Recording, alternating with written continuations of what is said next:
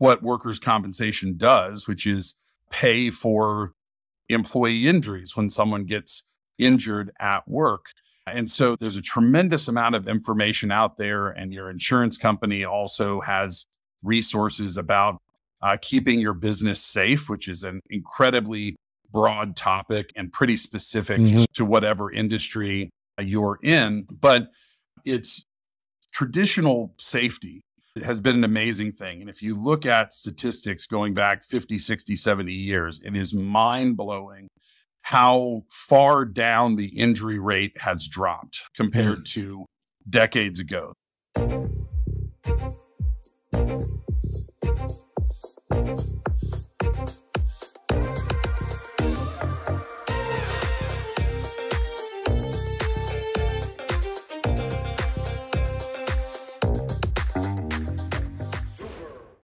Welcome to Super Entrepreneurs Podcast. I'm your host, Shahid Durrani.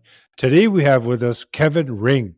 Kevin is the lead workers' compensation analyst at the Institute of Workers' Comp Professionals, IWCP, which trains both insurance agents and employers in how to build a successful workers' comp program.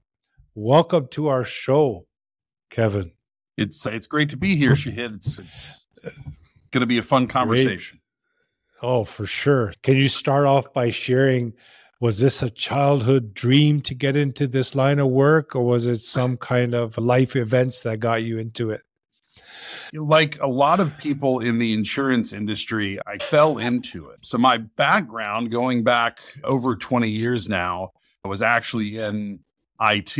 I was born in the 70s, came of age in the 80s and 90s, and got very into computers when I was a kid. And I was very fortunate that my parents were able to get a PC for the house when I was probably in 4th or 5th grade, and just learned to love tinkering with that stuff, which eventually turned into a career. But then I met my wife, and her dad I like to say that he sold George Washington his first homeowner's policy. That's how long he's been in the insurance business. And in 2001, he and a business partner started the Institute. And in late 2002, the business was growing. And as many entrepreneurs have experienced, you got to the point where running the business off of a spreadsheet was not going to work. So they came to me and they said, how would you feel about coming to work for us and helping build the back end of the business? And so I did that. And I also started going to the workshops. And going back into the early 2000s, there was nothing on Zoom or recorded video. It was all in-person workshops. And over a few years and going to 30, 40, 50 workshops, and I started to learn about workers' compensation through osmosis. And all during that time, they also started to transition to where I was helping to research questions that our clients would ask.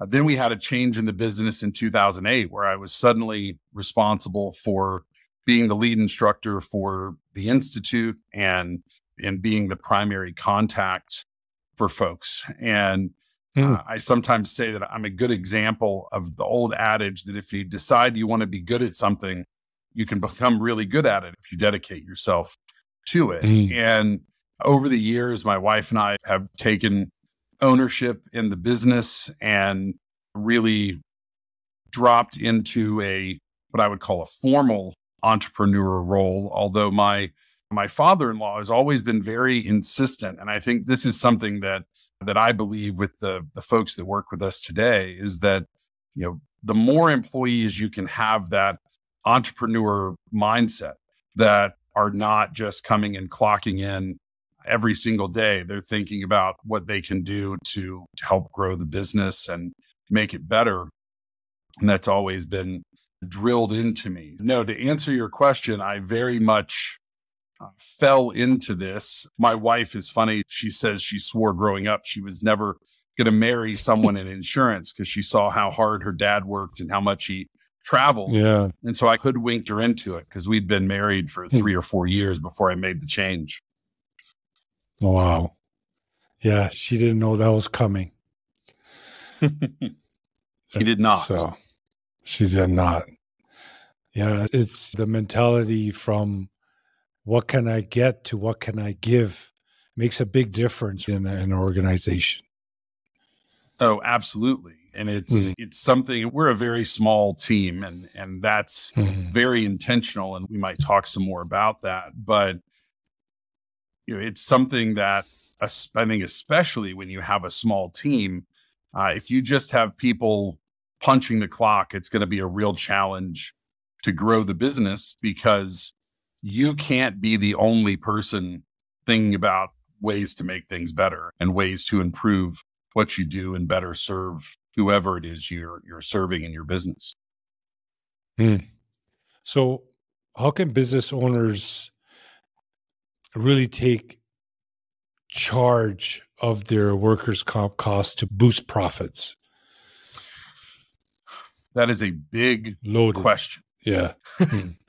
Do your best. We do a 2-day workshop. We do a 2-day workshop to answer that question. Wow. So let's start at the beginning, which is that when you have employees, there are a tremendous number of challenges that come with that. You have to manage people, you have to manage payroll, you have to bring people in and out. You may have compliance obligations. And one of those obligations, if your business is large enough to be required to do this in your state, and the requirements vary from state to state. Some states, effectively every single business, even if you're a solopreneur, have to have workers' compensation. In other states, like here where I am in North Carolina, you have to have 3 or more employees to be required to buy workers' compensation.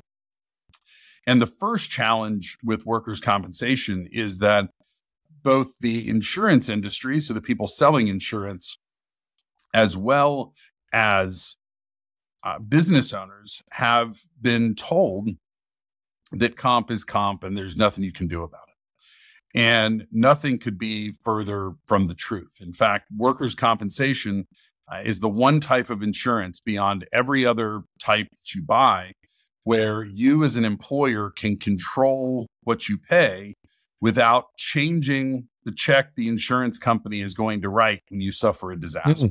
And to explain what I mean, I have a 16-year-old son. And if you've ever gone through having a kid and getting their driver's license, you know that the birthday present that you as a parent receive is an invoice from your auto insurance company for a dramatically higher premium. And if you want to reduce that premium, you really only have 2 levers to do that. You can decrease the coverage that you purchase. So the insurance company would not pay as much if something terrible happened, or you can increase your deductible where you're going to have to pay more when something bad happens. And outside of that, there's really not much that you can do. But in workers' compensation, there's a tremendous amount. And the first thing businesses need to look at, and you're going to need to talk to your insurance agent to look at this, because with the exception of a few states, California, Pennsylvania, Delaware, New York's in this club as well, most of this information is behind paywalls that you wouldn't, as an employer, wouldn't necessarily want to get into. But it starts with how your business is classified. And your classifications depend on what your business does in most cases, and then in certain situations, specifically in the construction industry, most prominent, it depends on what the individual employees are doing. And in most states, there are more than 500 different classifications available that can be applied to a workers' compensation policy. And the codes that are on your policy will determine the rates that you pay, which are all based on your payroll. And one thing that we see quite a bit in our work with insurance agents are businesses where the business or a piece of the business is misclassified. And that could happen because just a mistake was made when it was done initially, and that mistake's been repeated year after year. But it can also happen because, as we all know, businesses change. Also, classifications. As a for instance, if 10 years ago you were one of the very first businesses to be involved in the commercial 3D printing space, there was no classification specifically for that. Today there is, because that industry has grown. And so you might have been in the right code 10 years ago when you started, but then in the meantime, that has changed and you may not be in the correct class code anymore. And then once your business is properly classified, then you want to make sure that the payroll that's included on your workers' compensation policy is correct. And workers' compensation is one of a few types of insurance that you pay for up front, but then the insurance company comes back at the end of your policy to check your books. And in the case of workers' comp, that's all going to be about payroll. And let's say you said you're going to have $1 million in payroll. You wound up having 1.5 million. You're going to pay some extra at that premium audit. The challenge for employers is that there's more than a dozen different kinds of money or substitutes for money that you may give to your employees that do not or should not be included for workers' compensation. And in our experience in doing this for 23 years now, we found that more than 75% of premium audits are incorrect. And in almost all of those cases, employers are wind up paying more than they should, rather than the insurance company collecting less money than they should. And most of the time, the reason those mistakes happen is because the employer didn't know how to keep their records in a way to make sure that it was done correctly. A couple of simple examples: in every state except for Pennsylvania and Delaware, the premium portion of overtime pay is not to be included on workers' compensation. Now, most businesses do a pretty good job of keeping records of overtime because you don't want the Department of Labor showing up and getting in trouble for not paying people the right way. But if all you give the workers' comp premium auditor is Kevin made $50,000 last year without noting that 15 of that was overtime pay, then the auditor can't exclude that the way that they should. Similarly, gratuities are excluded from workers' compensation. So if you have a business, a restaurant would be the simple example where employees get tips. If what you give the premium auditor is the total amount of money that employee received, and you don't break out the gratuities, they can't exclude that. And what you pay taxes on or don't pay taxes on is not the same as what you do and don't pay workers' compensation on. So that's the starting point. And then you have, what workers' compensation does, which is pay for employee injuries when someone gets injured at work. And so there's a tremendous amount of information out there, and your insurance company also has resources about keeping your business safe, which is an incredibly broad topic and pretty specific to whatever industry you're in. But it's traditional safety. It has been an amazing thing. And if you look at statistics going back 50, 60, 70 years, it is mind-blowing how far down the injury rate has dropped compared to decades ago. The number of people getting hurt at work has never been lower than it is today. And there's a ton of reasons for that. But when employees do get injured, the cost of those injuries is continuing to go up like everything else. And so it's critical that employers have a plan for what's going to happen when one of their employees gets hurt. And I'm very deliberate in using the word when and not if, because you need to assume that it's going to happen and make your plan and then do the work to try and prevent that as best you can. But it starts with, when someone gets injured, what doctor are they going to see? And in most states, employers have the right to direct their injured employee to a physician of the employer's choice. In the few states that don't allow you to demand that they go to a specific doctor, you can at least recommend that. And employee advocates will sometimes argue that's something in the employer's favor. We think about it very differently because occupational medicine is not the same thing as just general practice medicine. Now, the treatment may be the same, but the problem that you run into if you aren't using someone that focuses on occupational medicine is that a general practitioner, I get hurt at work today, I go to my doctor because my employer did what most employers do, to say, oh man, stinks you got hurt, go to the doctor and come back when you're better.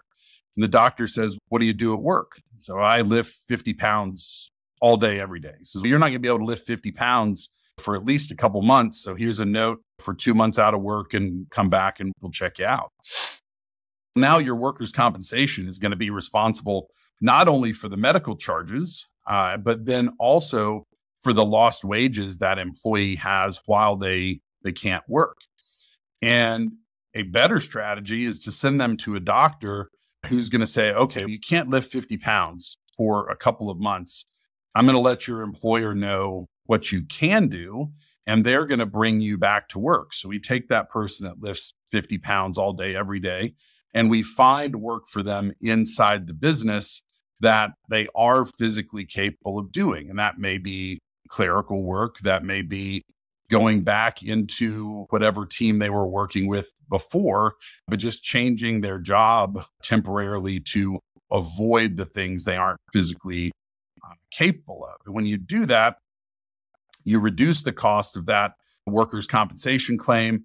And if your business is large enough to have an experience modification factor, which generally is going to be if you're over about $7,500 a year in workers' compensation premium, although that's a ballpark, it varies a little bit from state to state, then your experience modification factor is going to be lower, which is a big component of how much you pay for workers' compensation. And I don't know how long I've been talking, but those are the steps in a very brief nutshell. You know what? It actually worked out. I asked that one question. We created a masterclass out of it. That's valuable information for a business. You outlined everything that they would, not everything, but pretty much a lot of the high level stuff that they could be aware of. And it can be a challenge like everything in a business, but it is so important. And it's important, first of all, because of what we've been talking about with the cost of your workers' compensation. If you're doing the right things, your costs are going to be lower than if you just ignore it. But secondly, you have employees working for you for a reason. You have work for them to do. And when someone is away from work, their work has to be done by someone else, or it winds up sitting on the shelf and then a project is late or you're over budget or whatever else. And then beyond that, if that injured employee gets an attorney, then it winds up being a long, expensive deal that will very likely result in that employee no longer working for you at all. And now you're going to have to replace that individual. And I don't have to tell you or anyone that's listening that it is extremely difficult to find people today. And I've never known a time in my life, and you probably would agree with this, that people haven't said that it's hard to find good people. But what we've been hearing over the past several years is that it's just hard to find people, like not even good people, just people that will show up. And when you lose a valued, strong member of your team and they get pulled into the workers' comp system and wind up never coming back, that is a very expensive problem, regardless of what it does to your workers' compensation premium. because replacing a good employee is difficult and expensive. Yeah, very true. So what big changes do you see coming down the line when it comes to workers' comp business people can keep an eye on? It's interesting. And I just had this conversation with someone this morning. I'm convinced that adjusted for inflation, there's really never been a time when workers' compensation was less expensive than it is today. Rates have been going down in virtually every state for the better part of a decade. And I was doing some research recently for something that I was writing, and I was looking at workers' compensation rates in Florida, and I chose Florida because it's one of just a few states where the states set the rate and every insurance company has to offer the same rate. So it was a very level playing field. And I went back to the oldest information I could find, which I think was about 20 years old. And I looked at one of the most expensive workers' compensation codes, which is for carpentry on residential dwellings. And adjusted for inflation, the rate in Florida for that work is about 1/3 of what it was 20 years ago. And that has resulted in businesses growing substantially, but not really seeing a big jump in their workers' compensation premium. What we know is that rates can't go to zero. They're not just going to start giving out workers' compensation for free, but there is a question about what could trigger a change in what's happening, because the reason that rates for any type of insurance, and specifically with workers' compensation, go down is not because insurance companies think it would be fun to make less money, but rather because they're expecting to spend less to pay claims. And even with these decreases that we've seen over the past 7 to 10 years, insurance companies are still wildly profitable when it comes to workers' compensation.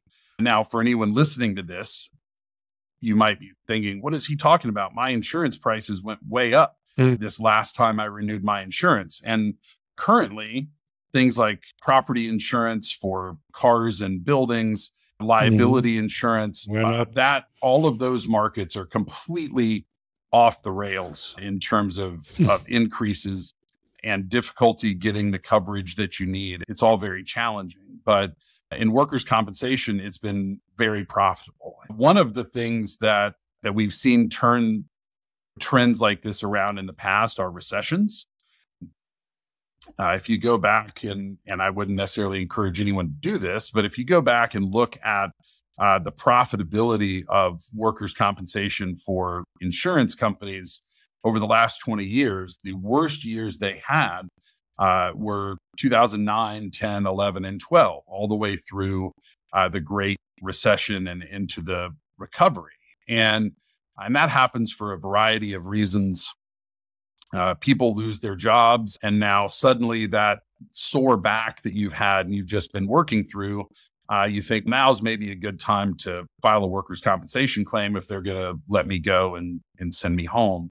There's other kind of macroeconomic things that could impact that. But what I encourage employers to think about when it comes to workers' compensation, and I would say the same thing to insurance agents, is if you're focusing on doing the right things when it comes to workers' compensation, if you're building a positive work environment, so you love your employees and your employees more or less love you, then regardless of how the market changes, you're going to do as well as is possible. Because certainly, despite all of the things that I talked about that you have control of, there are absolutely things that none of us can really control. We can't control the macroeconomics of the country. We can't control politicians who may change the workers' compensation laws in one state or another that result in higher rates. But focus on what you can control, and and you're going to do well. Kevin, you shared a lot of valuable information. I'm sure is going to guide and serve people in the audience to even just to take a look again, to just review things that they currently have and to see if they can make some shifts that can improve the situation. So I really appreciate your time today, Kevin. Thanks for coming on our show. And once the episode goes live, we'll send you an email. And if there's any final words you want to share, go ahead. Absolutely. Thanks again for having me. This has been an awful lot of fun.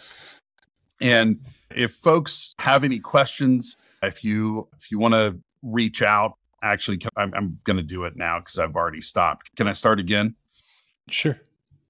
One final thought for those of you listening. A lot of the things that we've talked about, you'll need to talk to your insurance agent about, right? They're the ones that can make changes to your classifications or verify that they're correct. And I would encourage all of you, no matter the size of your business, even if you don't even purchase workers' compensation,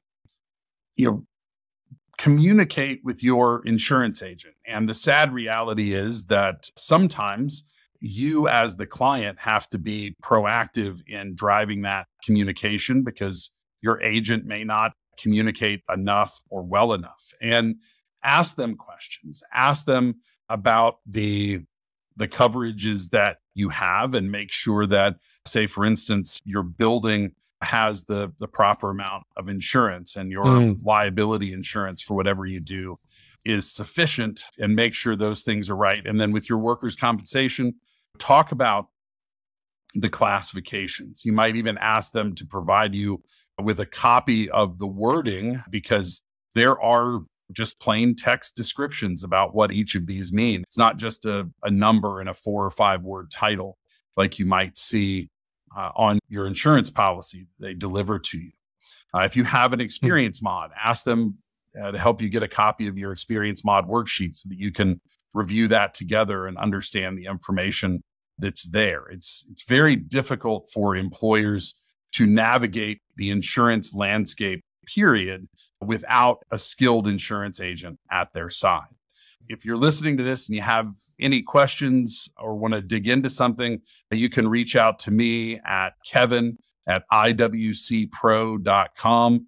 Our phone number is 828-274-0959. We've built a course specifically for employers that goes much deeper into everything we've chatted about today. You can find information about that at Locked and Loaded Training. Regular price for the training program is $1,500, but for listeners of the Super Entrepreneurs podcast, if you enter the code SUPER at checkout, it will take $500 off of that $1,497. And the course allows you to enroll up to 3 people from your company. You don't have to go through it and then try and pass it down to other members of your team, or you might just have 3 team members that are the ones that need to dig into this. There's some stuff there that's probably going to bump into finance. There's some other things that are going to be more in HR's alley. Now, I'm sure that some of the entrepreneurs that are listening are finance and HR themselves. So that might just be you. But thanks once again for having me. This has been an awful lot of fun. And as someone who can talk about workers' compensation for days, it's always a joy to share it with a new audience. Awesome, Kevin. Appreciate you. I can hear the passion in your voice and what you put together. Thank you so much for that offer. Definitely keep in touch, and we'll speak soon. All right. Thanks so much. Take care. My pleasure.